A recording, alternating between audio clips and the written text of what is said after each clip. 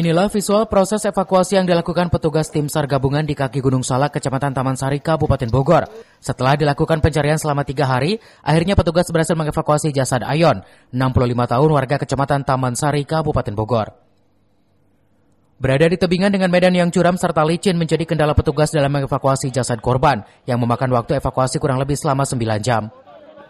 Usai dievakuasi oleh petugas, kemudian jasad korban langsung dibawa ke pos utama pencarian di Polsek Taman Sari, yang sempat diwarnai isak tangis dari pihak keluarga saat dilakukan serah terimakan korban kepada pihak keluarga untuk dimakamkan. Hari ini korban sudah selesai dievakuasi tepat pada pukul 16.25 tadi ya. 16.25 sudah sampai di Polsek Taman Sari, dievakuasi dari lokasi di kaki gunung dalam keadaan naik delta, dan telah kami lakukan serah terima juga kepada keluarga.